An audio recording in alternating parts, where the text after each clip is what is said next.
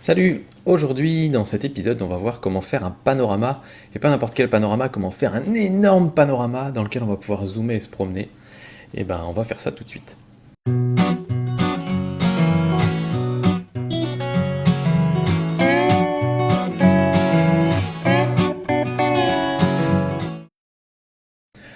Alors, pour faire un panorama, on va voir ça en plusieurs étapes. D'abord la prise de vue, après la retouche, après la façon dont on va joindre les fichiers ensemble, et ensuite comment on peut exploiter ce panorama pour éviter de le garder uniquement sur son ordinateur. Alors, on va commencer par la prise de vue tout de suite. Pour la prise de vue, il y a plusieurs choses à prendre en compte. Déjà, vous allez faire pour un panorama, ce que vous allez faire, c'est que vous allez prendre plusieurs photos. Donc ça peut aller de 2, 3 photos jusqu'à 100, 200 photos, on peut vraiment faire des panoramas énormes. Ce qui est important, c'est que l'exposition ne change pas entre les photos. Donc il va vous falloir absolument vous mettre en manuel. Ça, c'est la première chose à faire. Donc vous mettez en manuel sur votre appareil photo, et il faut essayer de désactiver au maximum toutes les options qui vont vous gêner dans le mode manuel. Donc par exemple, l'autofocus, vous le virez. Parce que s'il refait la mise au point à chaque fois que vous prenez une nouvelle photo, vous allez avoir des profondeurs de champ différentes sur des photos qui sont censées se coller les unes sur les autres. Donc on vire l'autofocus. On va virer le stabilisateur, ça dépend. Si vous faites à main levée, gardez-le. Si vous faites sur un trépied, vous l'enlevez. Essayez d'enlever voilà, tout ce qui est tout ce qui est correction automatique des trucs qui vont relever les détails dans les ombres, qui vont diminuer les hautes lumières, enfin toutes ces petites options un petit peu spéciales qu'il y a sur les appareils photo, vous les enlevez et il faut vraiment mettre un maximum de choses en manuel. Alors, vous allez d'abord essayer de prendre votre exposition correcte. Donc là où vous connaissez déjà un petit peu les réglages en manuel et vous prenez votre photo et vous vérifiez que c'est bon et après vous partez pour votre panorama. Ou alors vous pouvez faire un petit peu à tâtons. Ou ce que vous pouvez faire aussi, c'est vous mettre en mode priorité ouverture si c'est le mode que vous utilisez le plus. Vous sélectionnez votre ouverture. Pour un paysage, vous allez vous mettre à F11, F13, tout dépend si vous êtes près du sol ou pas, si vous avez un premier plan ou pas. Mais pour les panoramas, souvent on ne met pas forcément de premier plan. Parce que notamment ça va beaucoup se tordre. Et donc on va se mettre plutôt à F8, F11 dans ces deux-là pour avoir un bon piqué. Et donc vous avez vos caractéristiques, quand vous les voyez sur votre photo, et ben vous mettez ensuite en manuel et vous re-rentrez les mêmes caractéristiques. Je vais juste vérifier que j'oublie rien. Hop, juste pour voir dans le petit menu. A priori, non, il y a. Une fois que tout est pareil, si la balance des blancs, pareil, la laissez pas en automatique, parce qu'il se peut qu'à un endroit vous preniez une photo face au soleil et qu'à un autre endroit il y ait une lumière un peu différente, et si vous changez la balance des blancs, bah, vous êtes un peu embêté après. Donc ça vous l'enlevez aussi. Voilà, mettez-vous en RAW évidemment, et puis ensuite vous pouvez commencer votre prise de vue. Alors, quel objectif utiliser? Tout dépend si vous avez le courage ou pas, si vous voulez faire un très gros panorama, mais on va parler de gros panorama ici. Donc moi celui que j'ai utilisé pour faire mon giga panorama, c'est mon 55-250, parce que je voulais justement pouvoir zoomer loin zoomer sur tous les détails et mettre plein de photos les unes à la suite des autres. Donc par exemple, moi j'ai pris toutes mes photos à 55 mm pour ce panorama que je vais vous montrer en exemple. Et pour le très gros panorama, je vais regarder ça tout de suite. Pour le très gros panorama, je crois qu'on était au-delà de ça. Ah non, on était à 55 aussi. Mais bon, c'est parce qu'il y avait un beau panorama justement. Donc il y avait beaucoup de choses à prendre en photo. Mais voilà, donc 55 c'était pas mal, ça marchait bien. J'aurais presque pu le faire au 50 mm en fait pour avoir un meilleur piqué, ça aurait peut-être été une idée. Et donc voilà. Quoi d'autre? Que dire d'autre? Pareil, si vous avez des filtres et tout ça, c'est un petit peu chaud de faire ça avec des filtres parce que les filtres risquent de, notamment un polarisant, ils risquent de changer selon l'orientation que vous avez, donc c'est peut-être un petit peu chaud de faire ça avec ça. Voilà, donc ensuite, comment on prend les photos dans le panorama? On a souvent tendance à prendre notre photo comme ça, à l'horizontale, en format paysage, et ensuite à se dire, ah, mais en fait, c'est plus intéressant par là, donc je vais reprendre une deuxième, puis une troisième. Le truc, c'est qu'après, votre panorama, ça va faire une longue bande comme ça, et même si vous zoomez un petit peu dedans, vous n'allez jamais pouvoir voir tout votre panorama. Donc ça, c'est c'est un petit peu dommage. Et souvent, il manque du ciel, il manque de la profondeur un petit peu sur la hauteur, quoi. Donc ce qui est intéressant plutôt pour les panoramas, si vous voyez une scène qui vous plaît, c'est plutôt de vous mettre à la verticale, vous mettre en format portrait et vous prenez par exemple 1, 2, 3, 4 photos. Si vous prenez 4 photos en format portrait, vous aurez quasiment un 16 neuvième ou un truc comme ça. Donc ça peut être vraiment pas mal. Et ensuite, quand vous prenez vos photos, il faut essayer de superposer environ un tiers de la photo avec la photo suivante. Donc il faut essayer de prendre des repères, vous regardez, là, oh, il y a un petit sommet qui est là à peu près à un tiers sur la droite de la photo. Sur la photo suivante, je vais le mettre à un tiers sur la gauche de la photo. Et ensuite, je continue comme ça. Et on garde des repères comme ça. Essayez de trouver aussi un repère, si vous faites ça à main levée, moi j'ai fait ça à main levée, si vous faites ça à main levée, essayez d'avoir des repères pour l'horizon aussi, pour garder l'horizon toujours à peu près au même endroit. C'est difficile quand on est à la montagne, parce qu'il y a des montagnes plus hautes, d'autres plus basses et tout ça, mais ce sera super important parce qu'après, vous allez mettre votre panorama avec l'horizon à l'horizontale, et si vous êtes parti complètement de travers, ça va faire un résultat où l'essentiel de vos photos devra être jeté à la poubelle. Donc ça, ce serait dommage. Si vous avez un trépied, c'est encore mieux. Là, vous vous mettez sur le trépied. Il est super important à ce moment-là de prendre un niveau à bulle, ou vous en avez un sur le trépied, ou vous achetez un petit truc que vous mettez sur la griffe de l'appareil photo. Vous vous mettez pile à niveau, et à ce moment-là, si vous avez une tête vidéo qui permet de faire des panoramas justement, vous prenez votre photo, photo, photo, et vous faites ça. Donc déjà pour la prise de vue c'est plus rapide, et après vous êtes sûr que toutes vos photos seront parfaitement à l'horizontale et vous utiliserez un maximum de vos photos dans votre panorama final. Donc voilà, ça c'est pour la prise de vue. Moi j'ai fait 3 panoramas, j'en ai fait un avec combien de photos, 6 photos, non même pas, ouais 6 photos. J'en ai fait un avec 24 photos et j'en ai fait un avec 128 photos. Donc pour l'exemple, je vais vous montrer celui avec le 24 photos. On va passer donc maintenant dans Lightroom. Donc en fait, je vais démarrer mon petit truc de capture. Voilà, c'est parti. Si vous avez vos photos en RAW, vous les importez dans Lightroom. Et après, il y a des logiciels qui font des panoramas, mais qui sont des logiciels payants et qui, eux, traitent les images RAW directement. Moi, j'essaie de faire des solutions gratuites, parce que notamment, les panoramas, je ne vais pas en faire des centaines. Donc, j'ai pas envie de payer 100 € pour un logiciel que j'utiliserai 2 fois et dont j'oublierai comment ça marche là, entre deux. Donc le logiciel que j'utilise moi, ça s'appelle Hugin. C'est un logiciel gratuit qui est très très très performant, peut-être un petit peu trop complexe même parfois, mais l'avantage c'est qu'il peut utiliser les JPEG. Donc je vous invite à aller dans Lightroom par exemple, et ce que je fais moi, c'est que je vais prendre mes photos, donc vous voyez, j'ai toutes ces photos là.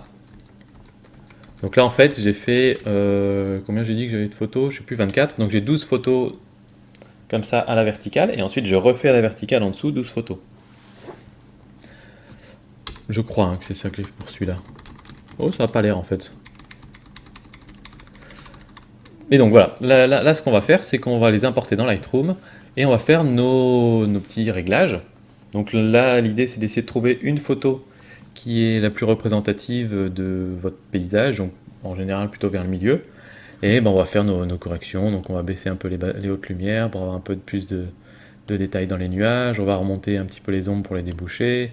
Souvent on va augmenter la clarté un petit peu, on va augmenter un petit peu la vibrance, enfin je fais un petit peu n'importe quoi, hein, mais là l'idée c'est que vous faites tous vos réglages, vous augmentez un peu la netteté s'il y a besoin, vous faites votre masquage aussi pour la netteté, enfin voilà, vous faites tous vos réglages comme vous avez envie, et dès que vous êtes content ensuite, vous allez prendre votre photo et vous allez sélectionner toutes les autres photos autour, et vous allez faire synchroniser, ce qui fait que tous vos réglages vont s'appliquer à toutes les autres photos et vous aurez les mêmes réglages exactement pour toutes les photos. Ça c'est très important parce que si vous avez des réglages différents pour différentes photos, quand vous allez les coller, ça va faire moche.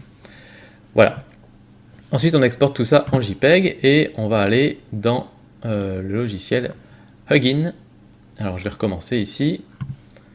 Et donc là on va dans charger les images, on va chercher nos 12 images et on fait Open et il va ouvrir les images. Alors attendez parce que je vais en faire un...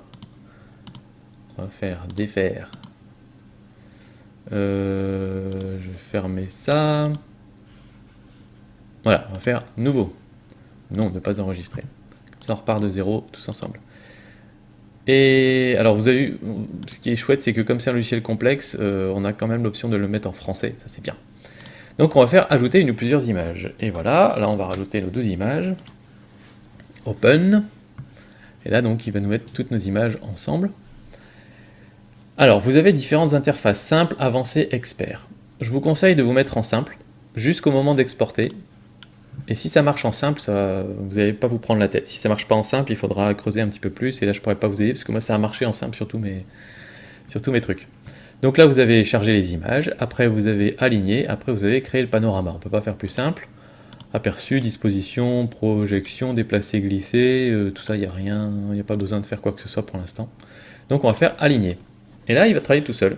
Il va prendre nos photos. Il va faire là, ça ressemble. Là, je les mets ensemble, etc. Petit détail, quand vous allez dans Lightroom, n'oubliez surtout pas de faire les corrections d'objectif. Parce que l'objectif va avoir une distorsion, il va avoir des... Comment on appelle ça sur les côtés des... Vous savez, des ombres dans les coins à cause du barillet, là. Donc, alors, comment ça se fait que je trouve même plus ce nom là? Du vignettage.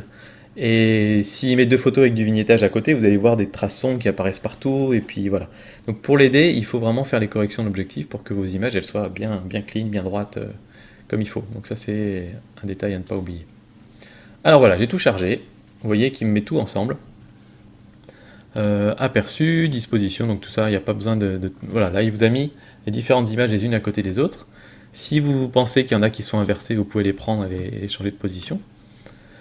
Et ensuite, ce qui va être intéressant, ça va être recadré. Parce que vous voyez que lui, en fait, il décide de prendre la zone où il n'y a rien de... Comment dire? Où il y a absolument pas de zone noire, où tout fait partie de la photo. Sauf que moi, mon panorama, il va jusque là-bas à gauche. Donc ça m'embête un petit peu. Alors je prends de recadrer et je vais recadrer jusque là-bas. Et à la limite, on s'en fiche un petit peu d'avoir des zones noires. Pas trop, évidemment. Mais même si on en a un petit peu, c'est pas très grave. Parce qu'on peut traiter ça ensuite dans Lightroom. Donc voilà, moi je vais garder mon panorama comme ça, je l'ai recadré. Ensuite vous retournez dans l'assistant et vous allez pouvoir créer le panorama. Alors, si je ne me trompe pas, quand on fait ça, en tout cas sur mon ordinateur, peut-être c'est différent chez vous, mais moi quand je fais ça, ensuite je me retrouve avec une image qui est complètement décontrastée et c'est juste merdique quoi. Donc c'est-à-dire qu'il va refaire les contrastes ou je ne sais pas quoi. Et j'ai cherché pendant très longtemps une solution à ce problème-là, et en fait la solution, elle est très simple à appliquer, mais je ne sais même pas pourquoi ils n'ont pas mis l'option quelque part. En tout cas c'est celle que j'ai trouvée, si vous avez quelque chose qui marche mieux, dites-le moi. C'est que cette fois-ci, on va repasser dans le mode expert, et là on a la fenêtre d'export. Et dans assemblage, ici en bas, vous avez traitement, outil de construction, outil de fusion. Et dans outil de fusion, vous avez N-Blend, et là vous allez dans options, et ici vous pouvez rentrer une ligne de commande. Et donc cette ligne de commande, vous allez rentrer ici ce texte là, alors no-sicam. Alors je vous le mets. Attendez, je suis parti dans d'autres trucs là. Hop, alors no-ciecam.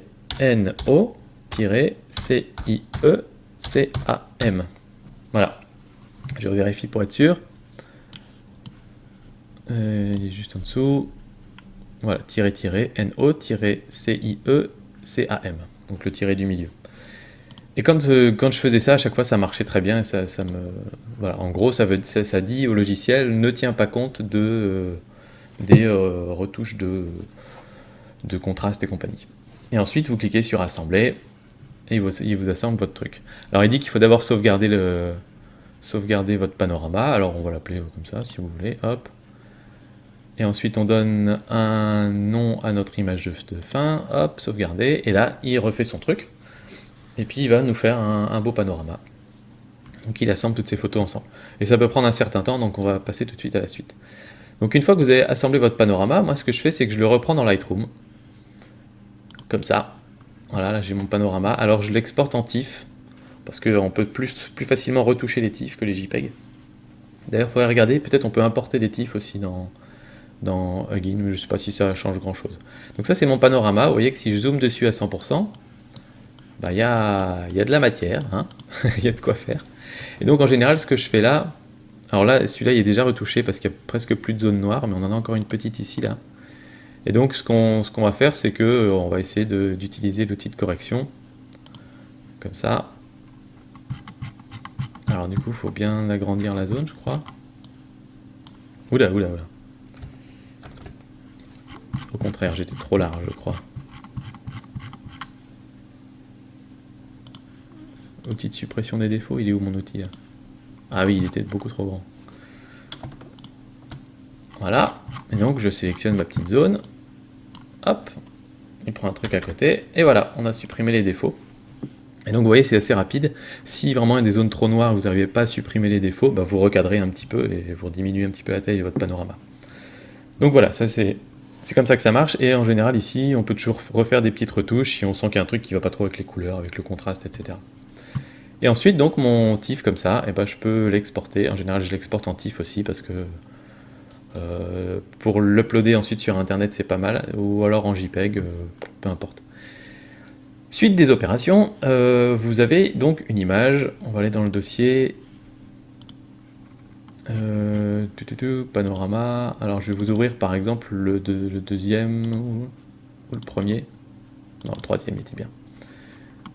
Alors il faut juste que je retrouve, voilà, rendu pointif. Donc ça fait une image qui fait 331 mégaoctets avec ses 24 images et qui fait 21 000 par 4000 pixels. Donc on a déjà une image de 80 mégapixels. Donc déjà, si vous voulez faire des impressions, c'est très très bien. Et sinon, pour le mettre sur l'ordinateur, bah, ce qui est embêtant, c'est que quand vous l'ouvrez, vous voyez, bah, vous le voyez tout petit. Et c'est là que je vous dis, si vous refaites une deuxième bande en dessous, vous allez le voir un petit peu plus large et vous pourrez vraiment l'afficher en 16 neuvième. Mais sinon, c'est un petit peu gênant parce que si vous mettez ça sur Facebook ou partout ailleurs, bah, les gens vont voir le truc petit et très peu de gens vont cliquer dessus pour se balader après. Et vous voyez qu'on peut zoomer pas mal et on garde beaucoup de détails. Là, je suis qu'à 40%, là, je suis à 80%, et là, je suis à 100%. Voilà, 90%, vous voyez, on peut se balader, on peut retrouver plein de choses. Et j'ai cherché pendant longtemps aussi un site internet sur lequel on pouvait mettre en ligne nos panoramas et qui soit pas juste un petit panorama, un truc où on pouvait se balader dedans. Et j'ai trouvé Gigapan, et c'est vraiment pas mal. Donc si vous allez sur Gigapan, vous vous créez un compte, c'est gratuit. Sachez qu'ils ont un logiciel qui vous permet de stitcher, donc de créer votre panorama, mettre les images ensemble, mais il est payant au bout de 15 jours et il n'a pas l'air aussi abouti que Huggin, donc je vous le conseille pas, donc on va le fermer. Et ensuite, donc, vous avez ce petit logiciel que vous avez téléchargé, où vous sélectionnez votre image, vous allez la chercher dans vos dossiers, vous lui donnez un titre, une description, des tags, donc des mots-clés, vous mettez votre nom d'utilisateur et votre mot de passe, et vous l'uploadez.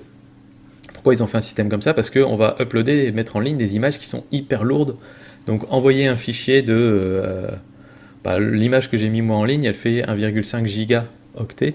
Donc mettre en ligne 1,5 gigaoctets, vous avez toutes les chances que ça plante si vous le faites par le navigateur. Donc c'est pour ça qu'il y a un petit logiciel qui fait ça. Et donc moi, l'image que j'ai mis, c'est le panorama numéro 1. Vous voyez, j'ai tous ces fichiers là. Alors en fait, j'en ai moins que ce que j'avais dit parce que j'avais tous mes JPEG là-dedans. Mais c'est un panorama qui regroupe quand même 64 photos. Et le panorama final, il fait 55 000 par 7000. Donc 7 x 5, 35, on est à 380 mégapixels d'image. Donc vous imaginez un peu la définition du truc. Et ça fait 1,43 gigaoctets. Donc j'ai uploadé tout ça en ligne. Et vous pouvez aller le voir du coup, je vais vous mettre le lien en dessous, sur le site de Gigapan. Et ce qui est pas mal, c'est que là vous avez donc votre truc en plein écran, vous avez le détail, 0,39 gigapixels, il compte en gigapixels sur ce site. Et vous pouvez ici cliquer sur la petite flèche, vous retrouvez en plein écran, et là, bah, vous vous baladez dedans, et vous pouvez zoomer. Et ce qui est pas mal en fait, c'est qu'il ne cherche pas toute l'image d'un coup, il y a des images de différentes définitions, et au fur et à mesure que vous zoomez, il va redessiner pour que ce soit en meilleure définition. Là on commence à voir un petit peu le grain de l'image, le bruit, mais vous voyez un petit peu comment on peut se balader. Et ce qui est assez marrant en fait, c'est que, je vais vous montrer en plan large. Nous, on était, donc c'était en Écosse, hein. Voilà, on a notre truc là, il y a les copains qui sont en train de prendre le pique-nique sur le côté. On était là en train de gravir cette montagne, et en prenant ce panorama, je me suis rendu compte qu'en fait, on a vu toute la route qu'on avait fait la veille et le matin même. Donc en fait, nous, la veille, on était parti de la vallée là-bas derrière, on était monté par là dans les lacs, on était redescendu dans le trou ici, on était remonté ensuite par là, ensuite on avait pris ce chemin là dans les lacs, le chemin, tac tac tac. Ici le soir, on va zoomer, hein. C'est fait pour. Ici vous voyez, il y a tous les buissons de fleurs jaunes, c'est là où j'ai pris mes belles photos 16 neuvième avec toutes les fleurs jaunes et la rivière qui serpente en bas de la vallée, la rivière elle est par là. Donc c'était dans ce virage là, c'est ici que j'ai passé 1 heure à prendre des photos pendant que les copains attendaient là. On a dormi en bas ici, et ensuite le matin on a pris ce chemin là parce qu'il y avait du brouillard et on pensait pas pouvoir monter la montagne, on ne savait pas d'intérêt. Et ensuite, dès que le brouillard s'est levé, on a traversé la rivière ici, on est monté à flanc de montagne. Et c'est vraiment génial. Enfin, moi, j'adore en tout cas me balader là-dedans. Et pour moi, voilà, le panorama, il peut avoir un intérêt pour l'imprimer, évidemment, faire un grand truc, mais je trouve ça dommage des fois de faire un panorama et de ne pas pouvoir le partager en ligne. Et là, je trouve que c'est vraiment un bon moyen d'en profiter. On a vraiment une super définition et c'est très très sympa. Voilà. Donc ça s'appelle Gigapan, je vous mets les liens en dessous, c'est gratuit. Voilà. C'est gratuit, tout va bien, c'est cadeau. Voilà, je pense qu'on a fait un petit peu le tour. Si vous avez des questions, n'hésitez pas à me les poser. Si vous avez des problèmes avec Huggin, j'ai peur de pas trop pouvoir vous aider parce que j'ai vraiment cherché pendant longtemps et j'ai trouvé cette méthode-là qui marche au final pour moi, mais après pour vous, ça sera peut-être un petit peu différent. En tout cas, moi je vous dis à très bientôt, faites de bons panoramas et puis bah ciao, salut!